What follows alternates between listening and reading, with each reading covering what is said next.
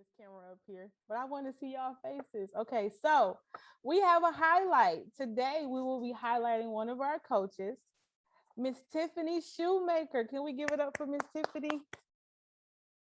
You ready, Tiff? Come off mute. Let's I talk. am ready.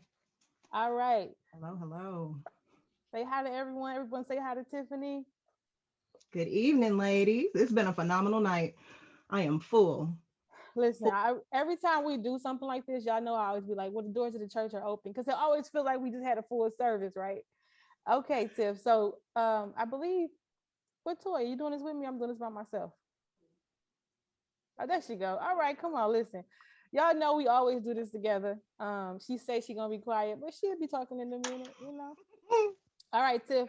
So tell us what you do and who do you service? So, ladies, I am Tiffany Shoemaker, your identity coach. I help single professional women break free from trauma cycles and reclaim their identities by recognizing and eliminating repetitive toxic behaviors. Come through. Because that last part, I don't think I heard that part before. Is You that part hadn't. new? It's new. So listen, It's tell us new. one more time. Tell us one more time. I help single professional women break free from trauma cycles and reclaim their identities by recognizing and eliminating repetitive toxic behaviors. I love that. I love that. I see Siobhan was snapping. I'm gonna snap too. Okay, Tiff. So, why did you start working with Toya in Chase Great? What made you say I'm ready? To be perfectly honest, I saw the work that was being done with another coach, and I had been following her journey. And when she started making changes and shifts in her life and in her business, I asked her, I said, "What are you doing and who are you working with? I want to know." And when she told me Coach Latoya, I became a part of the Start to Six Figures group, and I just observed. I tend to be very quiet and reserved at times. And I kind of sat back and I said, you know what? I got to get my work done. I'm leaving my job in January. I'm starting my coaching business and I want to do this right. So Coach Latoya was just it. It was just it. I started listening to her lives on Mondays and reading the emails that were coming through. And this was just the right community for me to be in. So So, having been in the community for some time, how do you feel about the community now? I am in love.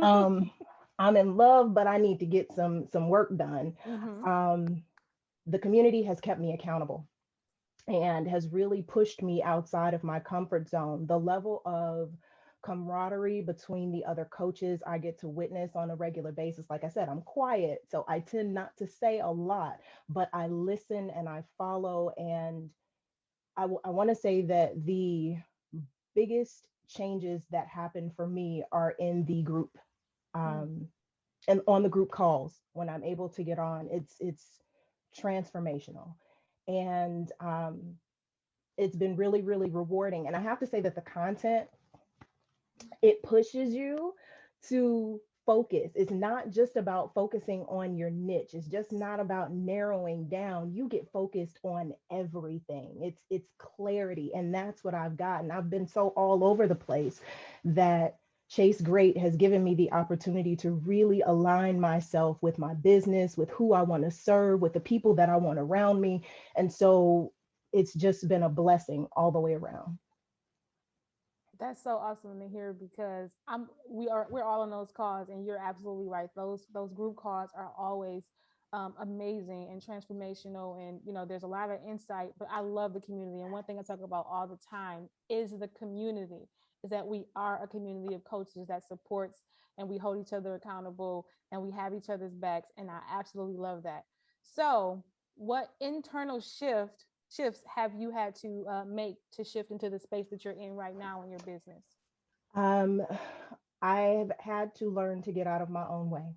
Our first session today was huge on excuses. What excuses are you telling yourself? How are you standing in your own way?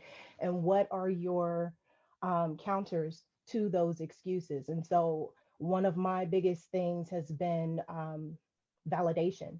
Mm, And needing external validation and not feeling like the expert, and recognizing through the content, through the calls, and through my own personal biblical study that this is what I was called to do. This is what I am meant to do. And so it's up to me. I think one of the things that I didn't share during the reflections for Coach Latoya and the money mindset shift, but the time frame of your shift is up to you.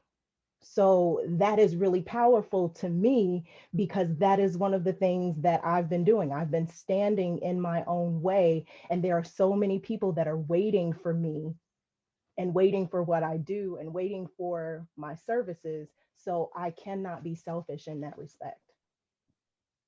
Oh, absolutely.